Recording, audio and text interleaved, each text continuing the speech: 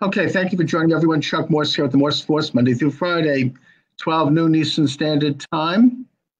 And my guest is Richard Storey. He is a writer for Arktos. The article is Modern Statism is Western Gnosticism. He has a new book coming out in December, The Uniqueness of Western Law. Richard, thanks for joining me this afternoon.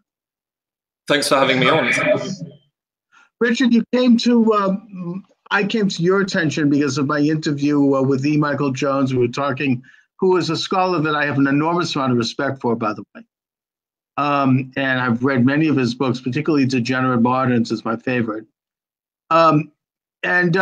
You sent me an article talking about the influence of Gnosticism, which I think is, I don't know, for lack of a better term, somewhat the introduction of esoteric understanding and magic into early Christianity.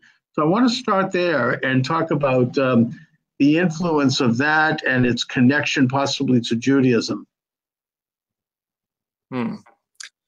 So I think a good place to start is to define Western Gnosticism. I think when a lot of people hear Gnosticism, they think of cults from early Christian history.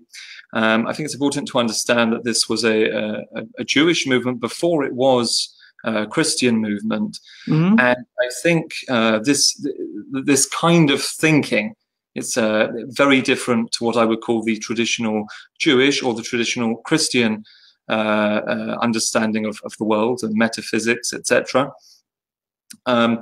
It has very much influenced Judaism and Christianity in the modern period. I think we can describe both Judaism and Christianity as having been through a modernizing process over the past 500 years, let's say. And I think this is basically just Jews and Christians becoming more Gnostic. So what is Western Gnosticism? Well, the academic school of thought has basically identified Western Gnosticism broadly as a movement which is trying to create heaven on earth, let's say.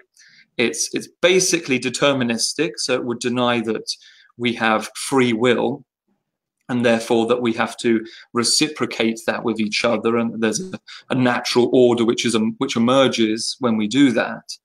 And it basically says that we need to have an elite group, or particularly a kind of spiritual elite, if you like, who are more closely connected with the destiny of mankind. They've got some kind of X factor whereby they can intuit and the destiny of a people or all of humanity, and they are the ones who really should be in charge, creating states, so creating an artificial order in society to lead us towards this kind of end goal, this kind of utopia, if you want. So it's very utopian as well. Now, what you're talking about sounds to me like a very ancient version of what we call communism. This idea that we are, rather than God essentially creating man and descending knowledge to earth, for Judaism, that is the Torah. Christianity, it's the ministry of Jesus. Instead, we as man have the ability to reach up into heaven, grab God by the throat, pull him down to earth, and put him in a prison, and make him a slave. And it's a conspiracy against nature. It's certainly a conspiracy against God. It is not Jewish. It's actually as much a heresy in Judaism as it is in Christianity. I heard the Whittaker Chambers, who was a great author of the book Witness in the United States. He was the great spy case in the late 1940s, when he accused members of the Roosevelt administration of being communists. He had himself been a communist.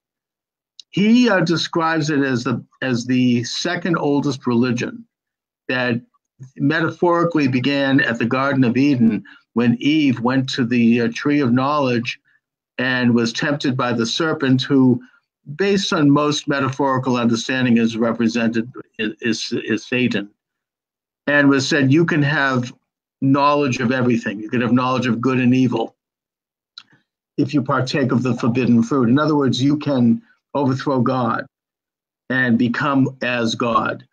And of course, by partaking in the forbidden fruit, Adam and Eve had the fall and they were banned from the Garden of Eden. And the idea being that there is a separation between the mystery, the creator of the universe, the lawgiver, and man, who is created in the image of God. We're not God. We're not perfect. We are imperfect. And this idea that we can create some kind of a utopia on earth is the ultimate heresy, but yet it's something that represents a darker side of human nature. It's been with us in every generation. There's been a conspiracy to try to do just this.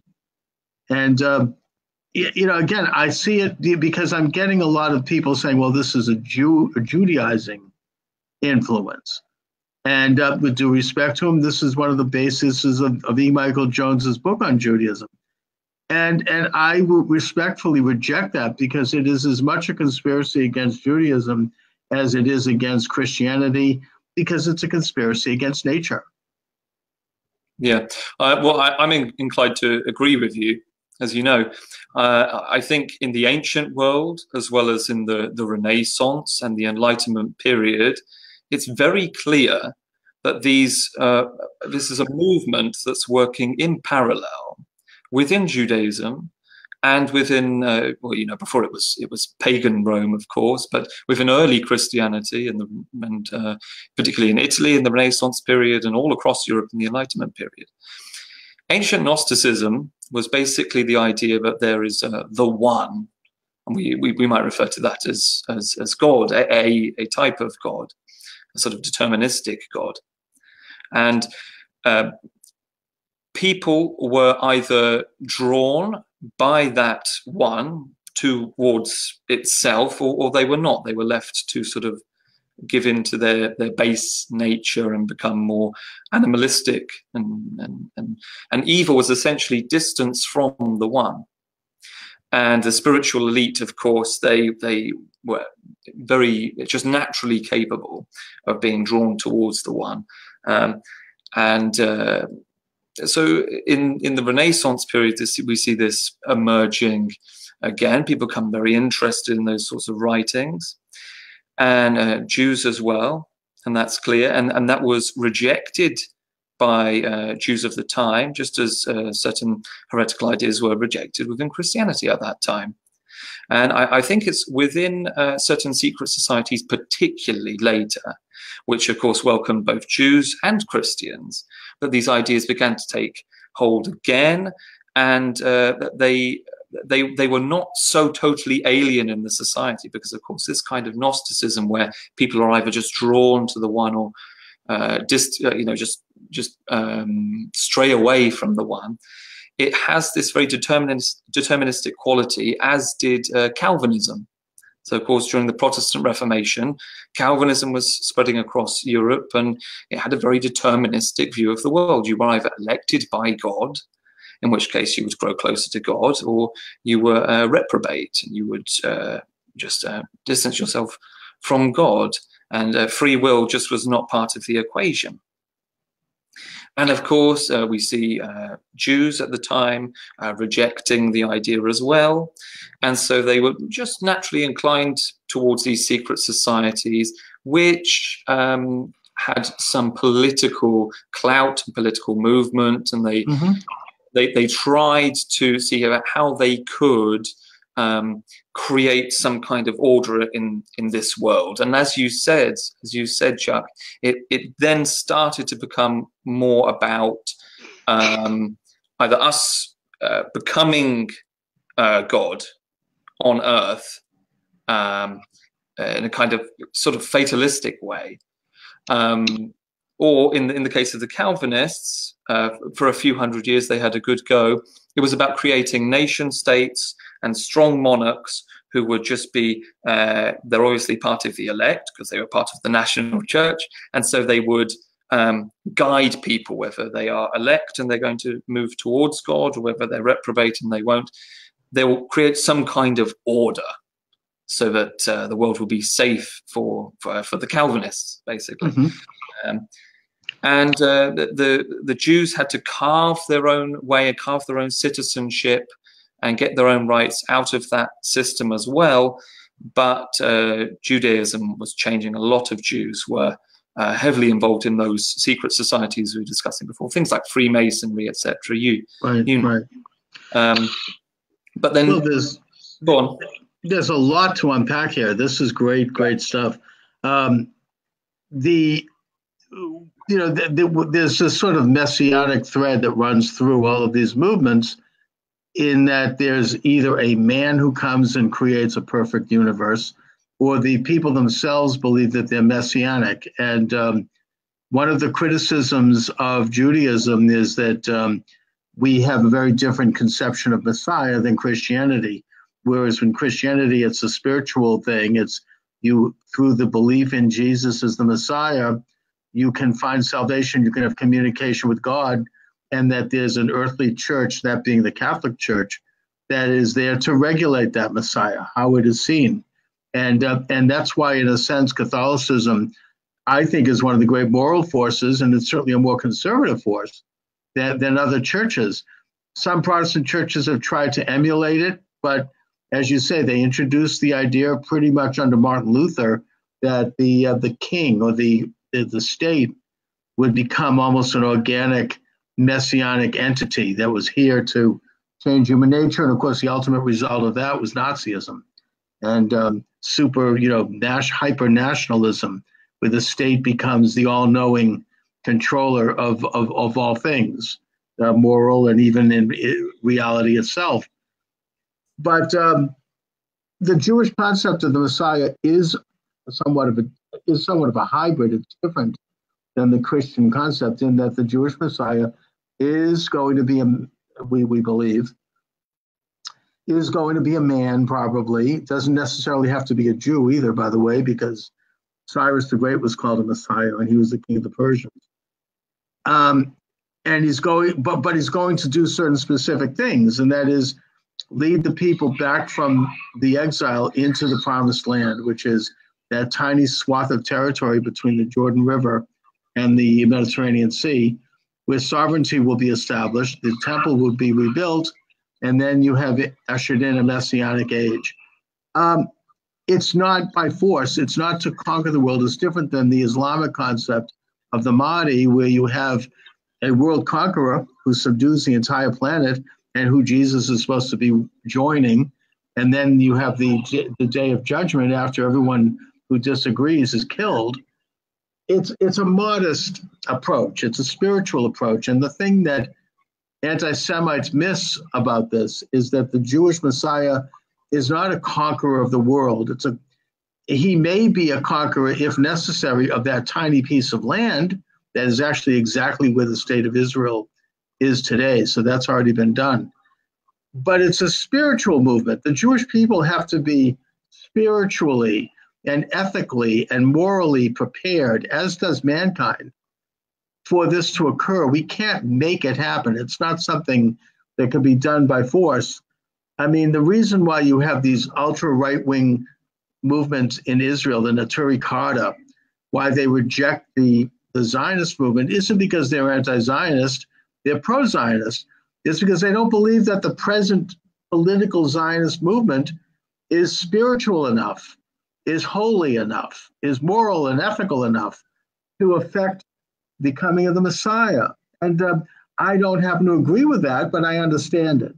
It does illustrate the moral side of this movement. It's not a physical movement, only physical in the sense of possessing that tiny piece of land, which I don't understand why that is, but that's what God told Abraham. That's how the Torah tells us. So I accept that for what, on the face of it. But it's not a world conquering movement. The Jews are not trying to conquer the world. The Messiah is not a dictator, who's going to subdue the planet. That's an Islamic idea. Yeah. again, with what you've said, there's a lot to say there. I think that the traditional Jewish understanding is pretty much along the lines of what you've said. I think, you know, there's debate, obviously, and there's room for debate, where people will say, some Jews will say rather, oh, well, the Messiah should return first, and then we should be led back to the land. You know, some will say that. Of course, some others, so that the Messianic Jews, for instance, will say, right. Oh, but you know, the Messiah is supposed to come before the destruction of the temple, and we've only got one candidate for that. That's Jesus, so we should accept him as the Messiah. Right. You know, there's different debates surrounding that. But in terms of traditional Judaism, I think what you said is basically right. It's not a world-conquering movement like that. I was very interested to read your book, actually, discussing anti-Semitism in the left wing of Judaism. So it's interesting to learn from you a bit more about the struggle within Judaism. Mm-hmm. Because I think that this Gnosticizing tendency that, like I say, runs through both Judaism and Christianity, I think it really captures the imagination of a lot of Jewish people, because as soon as we start imagining, okay, there's a spiritual elite, and they just intuitively, they're just more in touch with God, and they're going to bring everyone to this. Immediately, I think that grabs the attention of a lot of Jewish people. It does. I mean, there's a reason why Jews are more attracted to communism. I mean, and also there's an old joke in Israel that when Jesus does come and he's standing at the Mount of Olives and he's wearing that nice white robe with the slippers and that blonde hair, and he's holding his hands up, the Israelis are going to send out a little delegation, and they're going to go up and say, "Welcome to our country. Is this your first visit, or is this a return visit?" And then we'll finally resolve that question. But with regard to the business of Jews attracted to communism, look, we don't have the benefits that Christianity has. We don't have a Messiah. We didn't accept the Messiah at the time of Jesus for reasons that are very complicated, and it's probably a little too much for you and I to even begin to get into it. But the fact is, we don't have a Messiah that can be regulated. We don't have a pope. We don't have a college of cardinals. We don't have what the Church of England has a version of that. The Lutherans have that. I mean, most Protestant denominations have a version of it. And so we didn't have a nation, you know, we didn't have a state until 1948. So, you know, whereas Christians had great nations, and the Catholic Church, you know, had Spain and Portugal and France and Italy and, you know, and in Germany and, you know, and South America, and Protestants had their great states, Great Britain being obviously one. And so we didn't have that kind of infrastructure. We were guests in someone else's home. We were subject to the vicissitudes of that.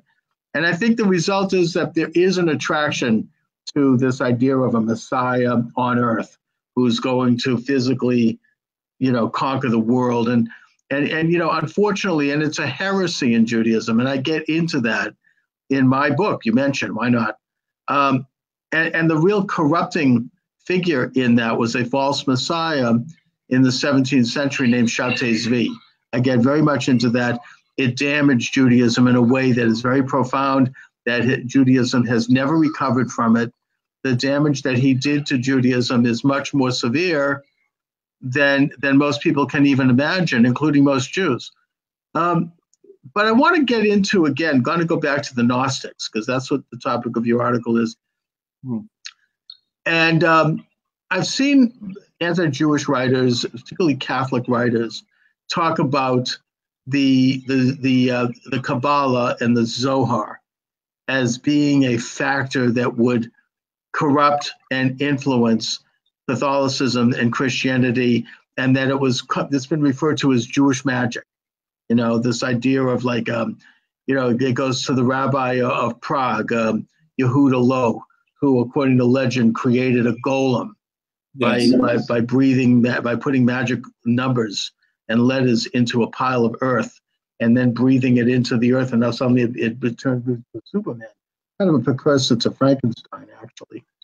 And you know, other of these kind of magical things that the Kabbalah would unleash. And I think that there's a misunderstanding about the Kabbalah. I think the Kabbalah probably, I don't know the exact origins of it. You may have more information, but I think it's probably as much Catholic as Jewish, because the Kabbalah introduces a Trinity, by the way, to Judaism, which had not been there before. And the end time scenario in the Kabbalah is a lot more in common with the Book of Revelations than anything in Judaism. It certainly doesn't reflect even Ezekiel, who was probably the closest prophet to discussing end time scenarios, along with Joel. And so I don't know, what are the origins of the Kabbalah? And I also want to talk a little bit about how the Kabbalah is to be approached. Well, I think the actual origins of the Kabbalah will probably remain a mystery. But I mean, what it's supposed to originate, it's supposed to be super ancient. Obviously, Sure. that's the claim of it. I think the reality is, Chuck, when we're talking about Neoplatonism, which is basically, it was a continuation of the philosophy of Plato, and it was hundreds of years after Plato, people still trying to get to grips with Plato and his followers afterwards, and trying to kind of systematize his thinking. So the problem, so we've got that, we've got Kabbalah also from the ancient world. We've got all these other ideas, really, without going into too much detail with those others. But basically, they're all influencing each other across the Mediterranean. People are sharing ideas. And you were talking about as well the story of the golem in kind of late medieval, shall we say, Renaissance times. Well, at that time as well, of course, you have other stories from that period. You've got like Faust. Faust is a kind of sort of Gnostic kind story. From Goethe, right?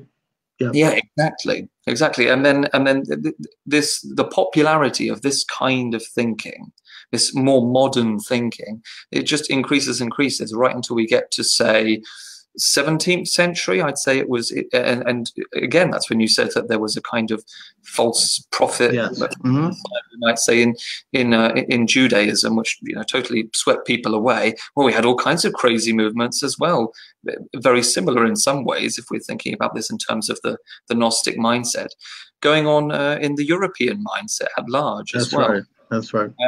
So I mean, we can go back, we can go forward, but really, I think it's very important to see this as just one stream of thought, one kind of psychology that's really impressed itself on the minds of everyone whom it has touched, from those ancient times, from, let's say, pre-Christian times, Greco-Roman times as well, until now. And people might say, well, now, it's still affecting us. People aren't theists. People don't believe in the one, and we're getting towards that. People are atheists, basically. Well, they're openly atheist. Right. Well, I would say, well, no, that they are extremely Gnostic. I would follow the thinking of John Gray, who was an Oxford professor. He wrote an interesting, slightly strange book called The Soul of the Marionette.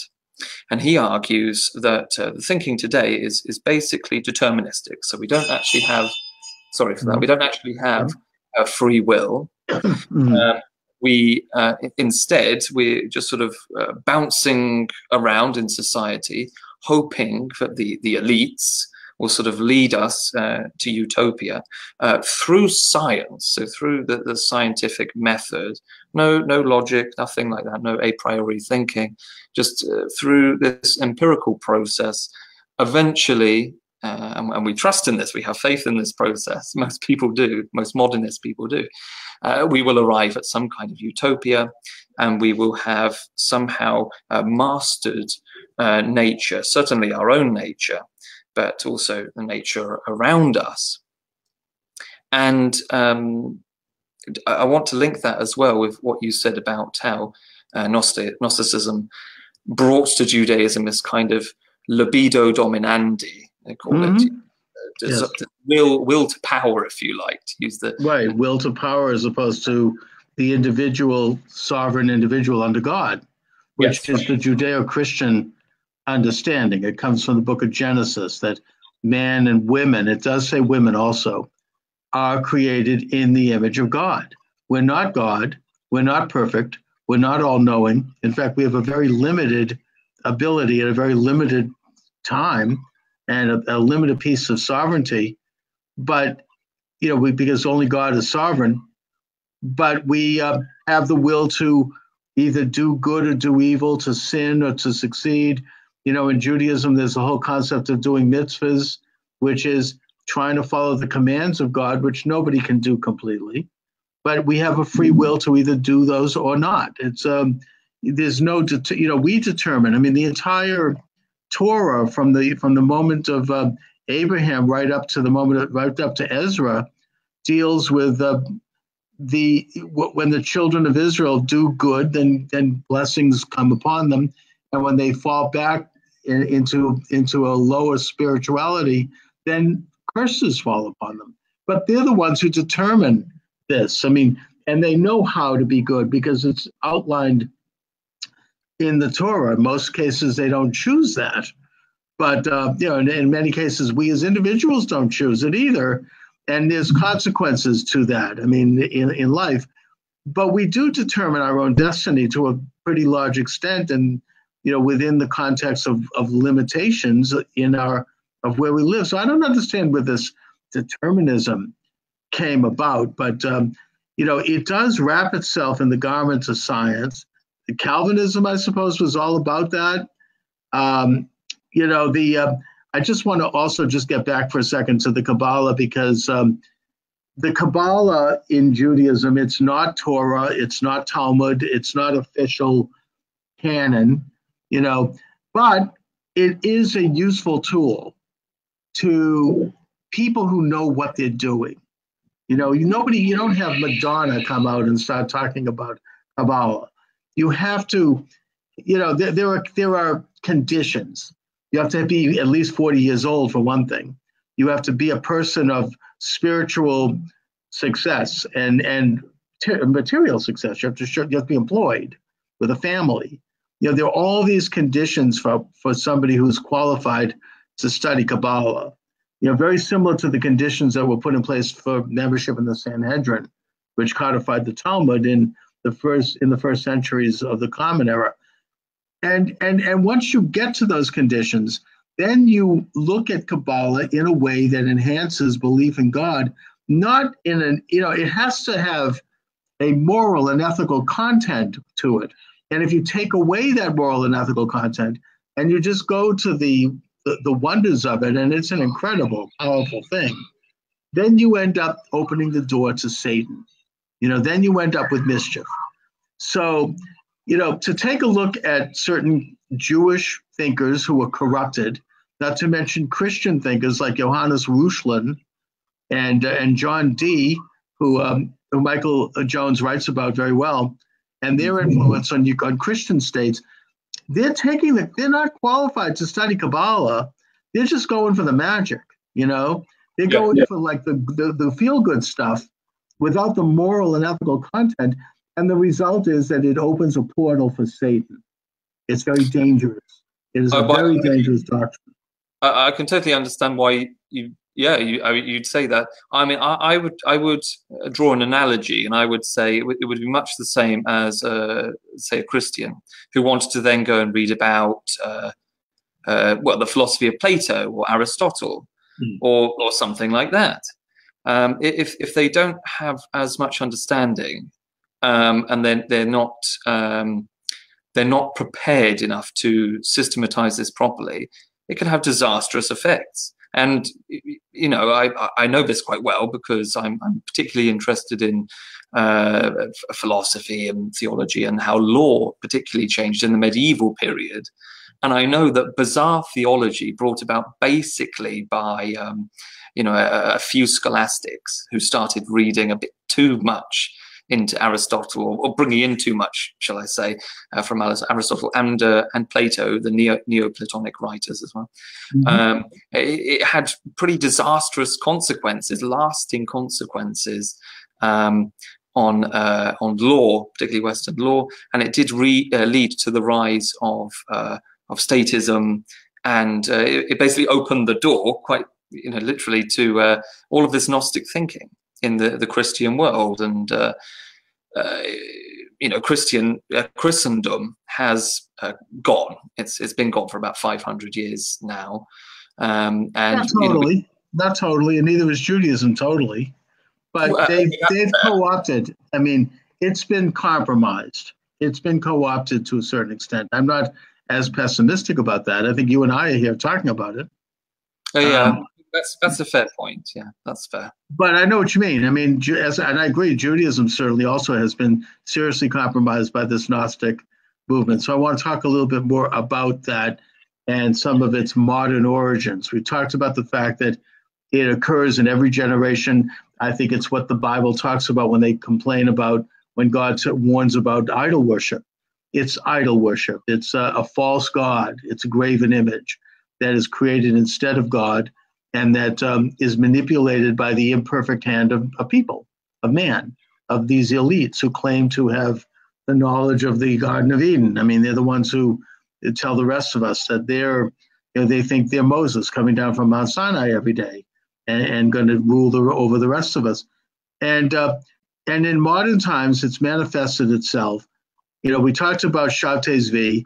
We talked about some of the Christian messianic movements, like you know, the Anabaptists and John Huss and his heresy, and the Munster and some of these other people. And you know, they all kind of made their inroads, but it really started to take off in the 18th century or maybe the 17th century with the establishment of secret societies that were made up of people who operated behind the scenes, who were out of view, and who were very powerful and elite people. Talk a little bit about that. Yeah, so in the article I discuss how Freemasonry was changed. Well, I mean, Freemason already did have a slightly political bent to it. Sure. I mean, the idea of Freemasonry was essentially to continue the throwing off of spiritual authority, which had begun during the Reformation. And it basically harbored a lot of the Enlightenment thinking which, of course, came to the fore in the French Revolution, which thought that man can, just using his rationale, create an artificial order which would be superior to the one of the old order, so from the medieval period onward, and of Latin Christendom, which I said ended about kind of 500 years ago. And of course that was very successful, and it's been hugely popular. And I think, as I said before, that it was able to survive a lot more in Protestant countries, where of course it wasn't outlawed or considered heresy as it was in the Catholic countries.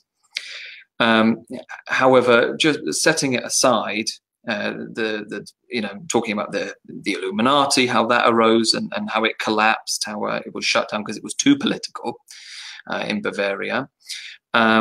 I think really what has superseded the secret societies is the determinism. So it's this total disbelief in free will.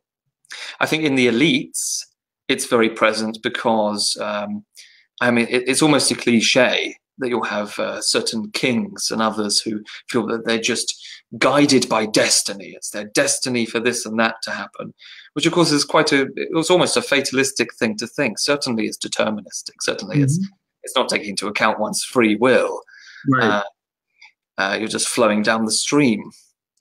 You know, there is a tide among men, I think, as Shakespeare put it in Julius Caesar.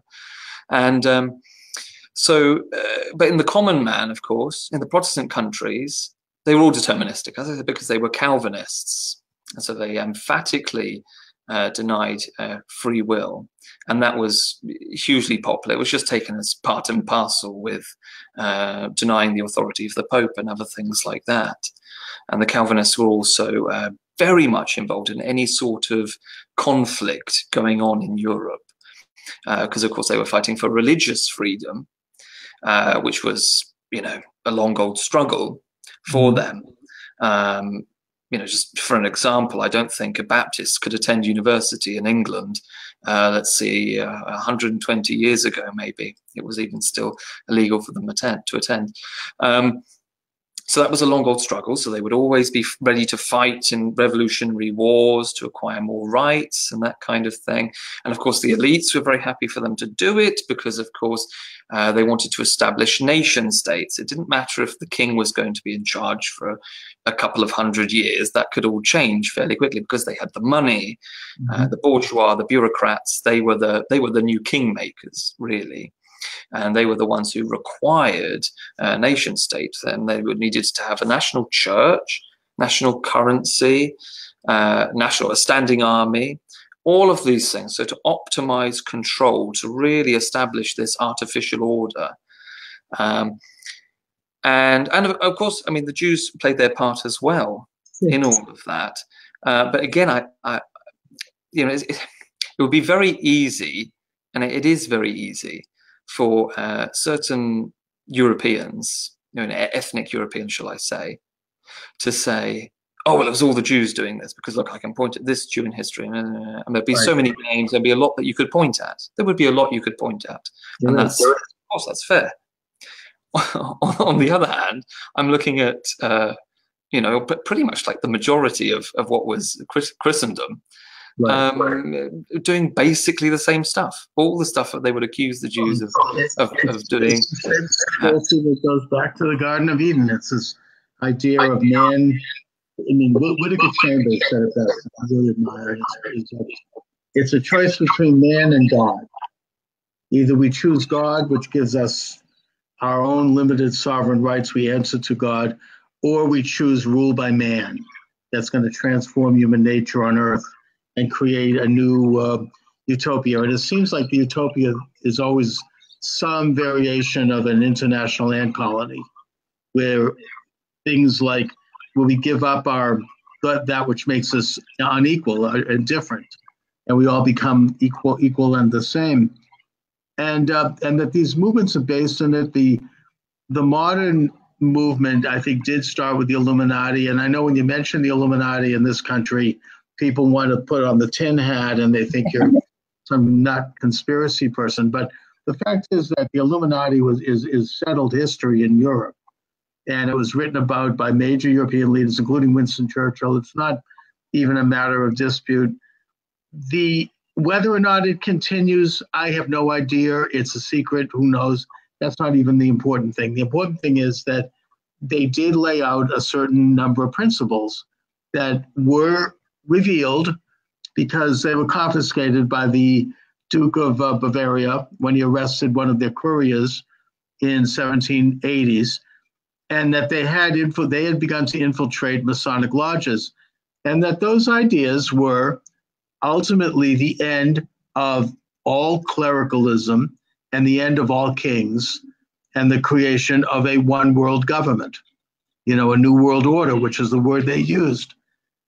That's just a fact of history. Now, if you want to get into a debate about whether or not this is an ongoing conspiracy by people to continue to operate behind the scenes, that's something that, I'm not experienced enough to know that, because the biggest society I've ever been a member of is the YMCA. I don't know what goes on in these things. But it seems to me that, and I will express the opinion that, yeah, I do think it is. But putting that aside, because I can't prove it, the ideas are predominant in the world today, in our Western civilization.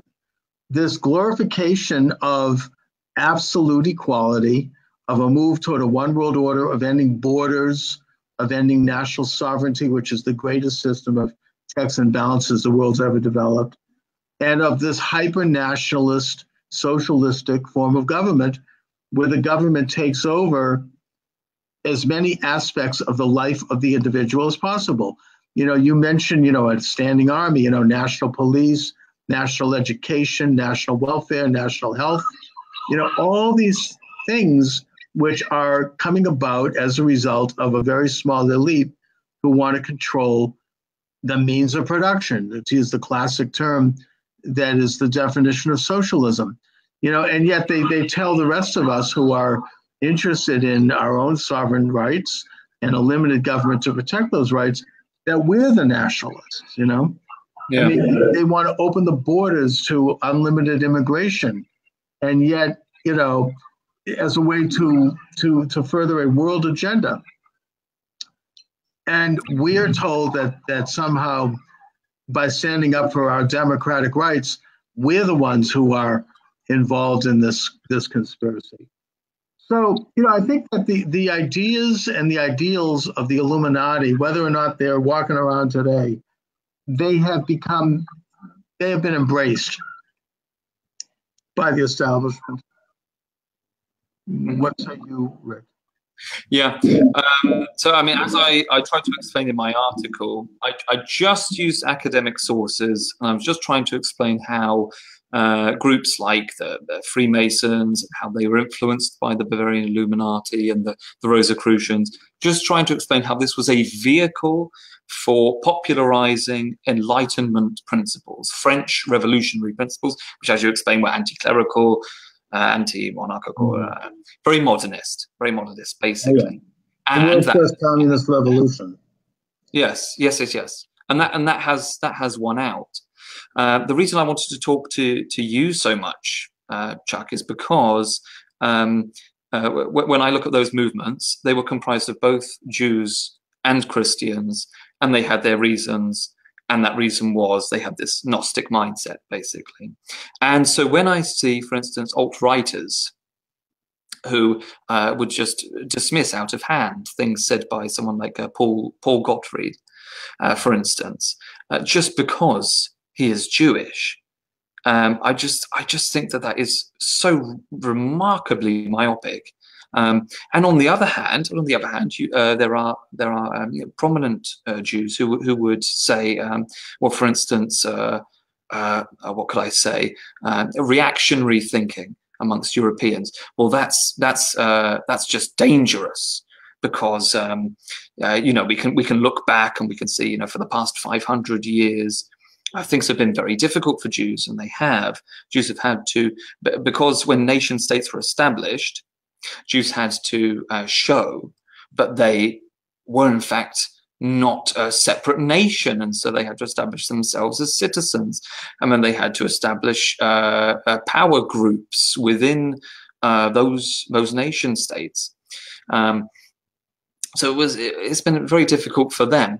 And like you say, Jews will say, okay, well, the natural progression of the nation states was towards something like Nazism.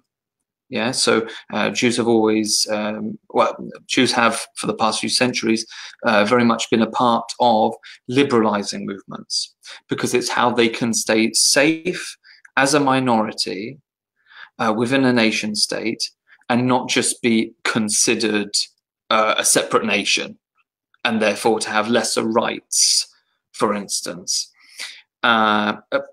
Personally, I do think that Jews were safer in some ways in the medieval period than they were during the rise of nation states, because I think it was very easy for monarchs or other bureaucratic leaders to simply say, oh well, the Jews have a lot of money, we need some money, we can just make an excuse, we can extract the wealth from them. There's a bit of a truncated version, but I think history justifies what I have to say there quite well.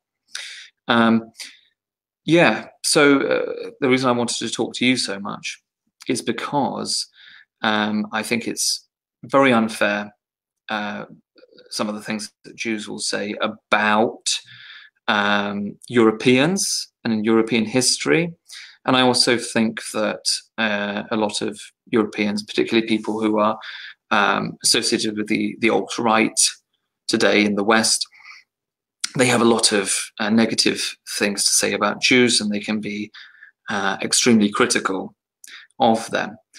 What both sides are missing, and there's a lot of talking past each other, is that the thing which unites those two movements and those two behaviors and actions that we don't like is actually one movement.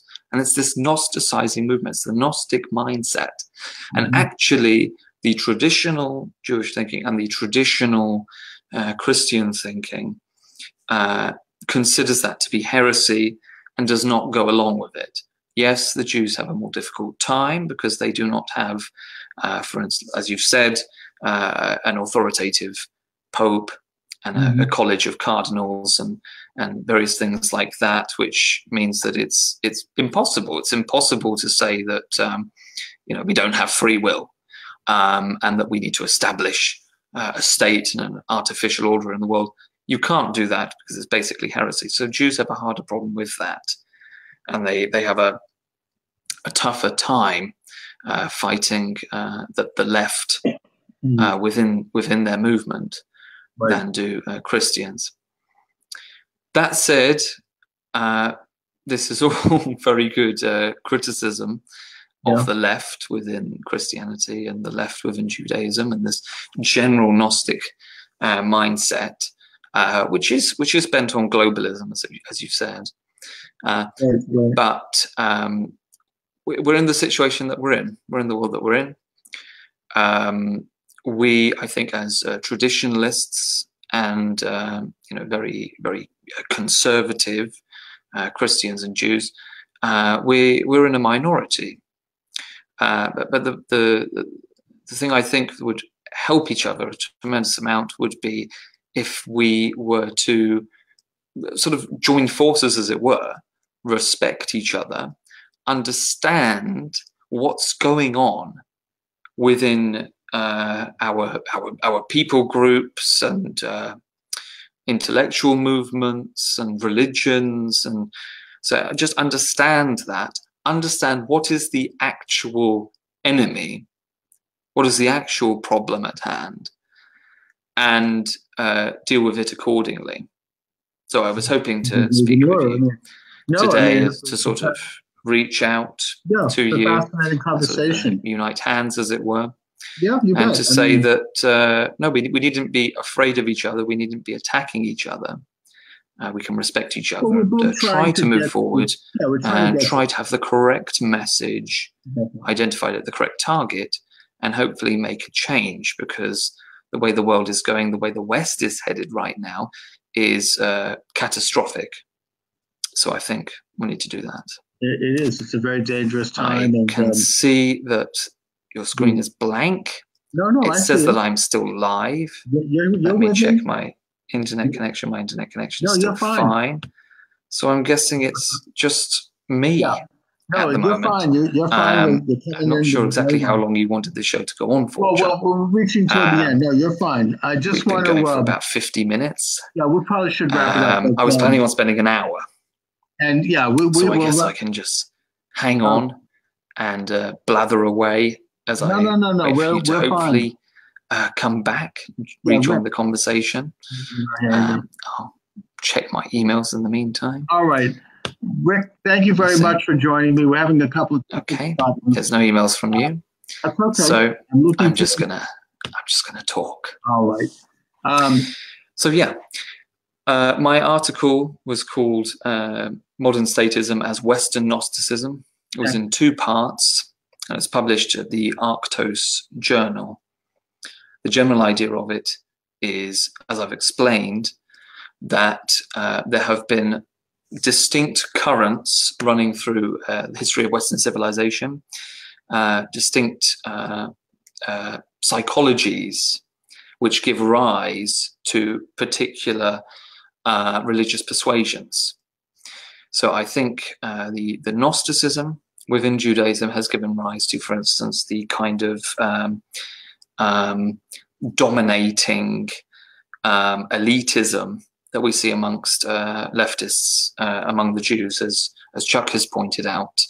I think it's that psychology. And I think the same has happened in Christianity, which is why we saw the collapse of Christendom and the rise of modern nation states, very centralized, what Thomas Hobbes called the Leviathan state. And Thomas Hobbes, of course, saw that as being necessary because he too was a man of his time, and he rejected free will. And so he was very much about establishing this sort of artificial order. Very Calvinistic. So, all right, Rick, why do we have these two different psychologies? What are these two different psychologies which give rise to these two movements within the West? I see it as being either an acceptance of or a rejection of responsibility, personal responsibility for oneself, for one's family, for one's neighborhood, for one's larger community, for one's country or nation, in the older sense of the word, one's people. And I think modernism has very much been about rejecting that and palming off as much responsibility as one can to the state, which today now acts as a middleman for pretty much every social interaction you have from the moment you wake up to the moment you go to sleep, including with one's own family, in some cases even with one's own self. And that's it. I think it's basically about personal responsibility. Debugging. So what I was going to talk about with Chuck was, well, where do we go from here? What can we do? Yeah, of course we can educate ourselves and understand that that kind of Gnostic mindset about establishing an artificial order with an elite at the top is, obviously we need to speak out against that and to try and gently educate those around us as we have opportunity about the matter, suggest reading, for instance. But I think it's much more important than that. It's a bit sort of like what Jordan Peterson says about cleaning up your room and getting your act together. I think that's much more important. If you don't have that, just for example, the things that you do say when you do try to educate others will not be taken very seriously, especially by people who do not educate themselves very much, and they're quite materialistic and they're very deeply involved in the things of this world and the bourgeois rat race of life. They won't take what you have to say very seriously. If you show yourself to have some fortitude in your life, it will bring a lot more weight to your words. And also, you have to start from square one. You have to start with yourself. You sort yourself out and encourage others to do the same. There's pretty much nothing else you can do, because that is the philosophy at the end of the day. I'm sure Chuck would have mentioned the belief in logos and free will, and all of those things in Judaism, and trying to get oneself spiritually right. Well, the whole idea is that, yes, you have free will, but so does everyone else. You have to reciprocate that. You have to respect that. Absolutely. Judaism is all about love. Try to encourage others on that basis. And that is how a natural order will be established, a healthier one, rather than the top-down, state-maintained, coercive order that we have at present all over the world.